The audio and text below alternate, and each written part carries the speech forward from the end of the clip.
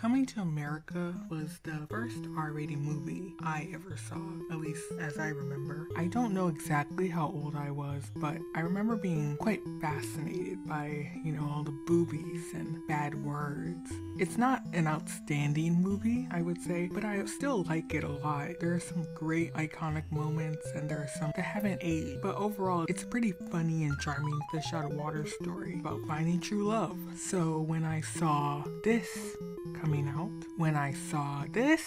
out, I was obviously prepared for the worst. Hollywood has been on a bit of a sequel/remake crusade for the past couple of years, and at some point one of your favorites probably got butchered and fallen victim, made into a cheap, awful cash grab that only reflects a husk of the original. Unfortunately, this is no exception. Coming to America 2, Coming to America, you see, that's not confusing at all because phonetically they sound exactly the same. The first movie uses the word to, spelled T-O, meaning to approach or go towards. The second movie, it is replaced with the word to, spelled T-W-O, as in the number that comes after 1. You see, it's the same level of comedic wordplay utilized in the title for the second Madagascar movie, only not as funny. And side note, now that I think about it, this movie probably should have been called Coming to America Escape to Africa because the plots are weirdly similar, but that's neither here nor there. The second red flag after the title was the PG-13 rating that was announced. And I'm not saying a PG-13 comedy can't be hilarious. Comedy doesn't have to be particularly vulgar or lewd to be funny. Problem is, the first movie was, I would say, quite vulgar and lewd, meaning the moods of the two movies would be significantly different. I know generally R-rated movies don't do well in theaters, but this was not released in theater. This was straight to Amazon Prime, and that may have not been the plan originally. I know with the pandemic, I don't understand why they were trying to appeal to a less mature audience in the first place, or at least that's what the PG-13 rating implies for me. I know I was a kid when I saw this movie, but that was years and years after it first came out. The original audience for the first movie must be so old. I don't think I can earnestly give a critical review of this without referring directly to the 1988 movie. Coming to America is the story of a prince of a wealthy African nation who goes to America in order to find true love in a sense and experience a different culture and attitude. Prince Akeem, played by Eddie Murphy, and his royal sidekick, played by Arsenio Hall, get into a ton of wacky scenarios where they interact with the outlandish characters of New York City. And eventually he ends up falling in love. Coming to America brings back a shocking person of the cast. Like, a lot of people from the original are in this movie. Because usually when they do these remake things, a lot of people are like, no, I'm not doing this again. But a lot of the original cast are there. Even some smaller characters came back. This includes, it stars Eddie Murphy and Arsenio Hall and Cherie Headley. I think that's how you pronounce it.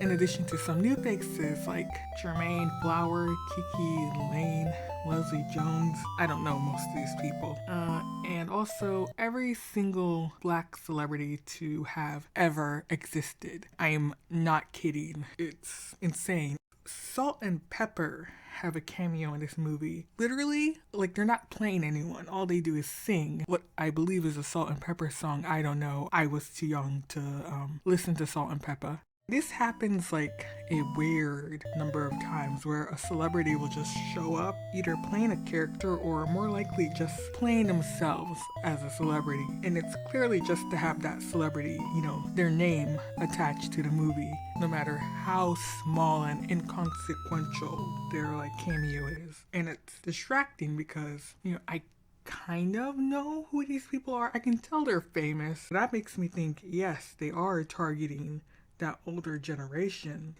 like the boomers. Once again, why is it rated PG-13 then? Akeem's daughter, who you may remember from the first movie, played by James Earl Jones, dies right in the beginning of the movie from a disease called I don't want to be in another shitty remake-itis. It's an extremely devastating condition that develops towards the end of an aging actor's career, and unfortunately, there's no known cure. Before he dies, he laments that Akeem doesn't have a son, only only daughters because fuck women, am I right? I don't know. He's upset because there's no one to like carry his name or bloodline. As we all know, when women have a child, it is biologically unrelated to them. And immediately after this happens, I don't remember, like I don't even know if like the dad was even dead when this happened yet. Akeem learns that he does have a son. When he went to America, he apparently hooked up with this random woman and she had a child he had no idea about. So Akeem goes to America. So there is going to America in this movie. He goes to bring back his son to Zamunda so he can take leadership or marry the opposing general's daughter. I don't remember. But the opposing general or city, state, tribe, army, their leader is threatening to take over Zamunda and overthrow Akeem because some personal gripe. Like in the first movie, the girl Akeem was supposed to marry, that was his sister, and he's not happy about that. He's like, we have to unite our countries or I'm going to be mad and I'm going to destroy your country. And he's like, make your daughter marry my son. And Akeem's like, no, I'm not gonna let my daughter marry your son, but I have a son and he can marry your daughter. Is that good enough? And the opposing general's like, okay, sure, why not? I don't understand why this rival army has the power to destroy Zamunda, a very prosperous nation as we've been led to believe. It's like Zamunda has no military whatsoever. The opposing army literally at one point, at several points, just walks right into the palace, no problem. But whatever, movie has to happen. That's just one conflict. There are several conflicts in this movie of varying sizes. Everyone's very mad in this movie for some reason. Akeem's daughter is mad, one of his daughters, because her country and by proxy her father is sexist and won't recognize her qualifications to run the country and won't let her run the country as the eldest daughter. And that's a weird one, which I'll get back to later. His wife is mad at him because he slept with another woman before they had even met and had a child that he did not know about. And his son is mad because several vague, underdeveloped reasons, like why did my dad not know about me? And there's just a whole lot of that nonsense going around. The only grievance in the movie that I could consider even remotely legitimate is the general disappointment in Akeem for encouraging and setting up an arranged marriage, because that is obviously hypocritical of him. You know, this would have been a good thing to focus on, how morality changes when you have all these obligations and how you can't please everyone. You know, when he was younger, he valued freedom over tradition and duty, and now he's let go of those values in favor for upholding the status quo. Behold, Simi, life, real life, a thing that we have been denied for far too long. This could have been a story about rediscovering what's important, but you know, this movie isn't developed enough for that. Akeem's son has to prove himself to his father and country that he's fit to be king because he's an outsider. But you know, he's from Queens and the people of Zamunda are all proper and formal and royal, and he can't be like that. So they have to try and teach him, but then he's like, oh, I don't want to do this because it's me being dishonest about who I really am, and I'm not going to change who I am just to fit in with these people and, you know, screw all these customs, kind of like his dad in the first movie, but also not at all the same thing. Zamunda won't allow Akeem's oldest daughter to be a leader, even though she's very qualified. Why customs? Zamunda is apparently sexist, like deeply misogynistic.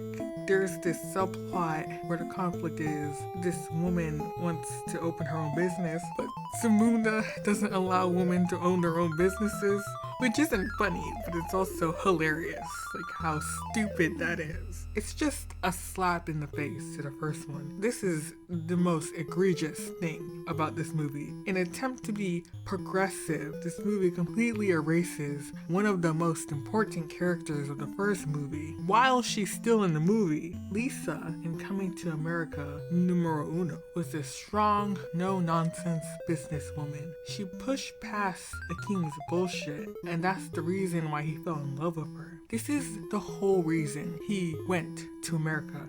You mean to tell me, after all those years together, you know, with her, and what she believed in, and him and what he came to recognize and believed in, and like even believed in from the very beginning. He in some sense recognized that a woman should be free thinking. How is this what Zamunda is? What does that say about her character? Did the writers even like think of this? She just stood idly by and like existed in this terrible society and had no problems with it, and I just refuse to believe that. It's enraging. Cherie Headley is just an afterthought in this movie.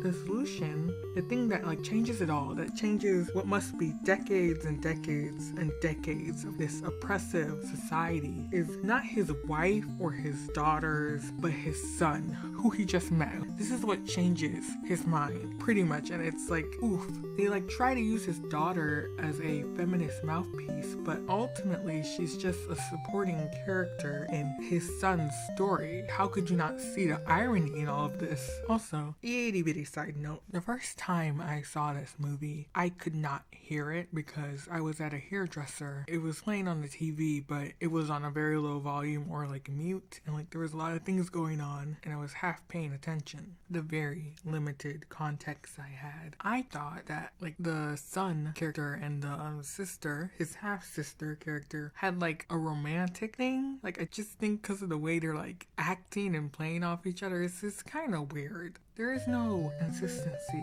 with the new characters just within this movie, much less with characters from the old one. The way they behave only acts in ways to convenience the plot. The first scene we see with the son, he's this nerdy, mockable character because like, he's so formal and proper, but then he gets to Zamunda and all of a sudden he's like, this isn't who I am. Why did we waste time like getting that insight into his character? And the overall message of this movie is confusing. On one hand, the new prince is like, I'm not gonna change who I am just to please other people, and everyone's like, yeah, good for you, because the old prince didn't change who he was. The first movie, he kind of did change who he was to gain some valuable life experience. Don't make it seem like he's upholding some values of the first movie, because that's not what it was about. Yes, Akeem went against the customs of his kingdom, but for good. His son, and he doesn't want to grow or improve himself. That's not why he's trying to go against the grain. He's just stubborn, and this movie is trying to say, oh, it's the same thing. It's not the same thing. It's not at all. What's crazy to me is that his son, who grew up middle class, lower middle class in America, seems to be more spoiled at his age than his father was, who grew up privileged and the king of a country. Say what you want, but Akeem was weirdly humble. He gave up everything he had, and his son gives up nothing. He only receives. He receives everything but a valuable life lesson. Would you really have given up all of this just for me? Of course. If you like, we can give it all up now. Nah.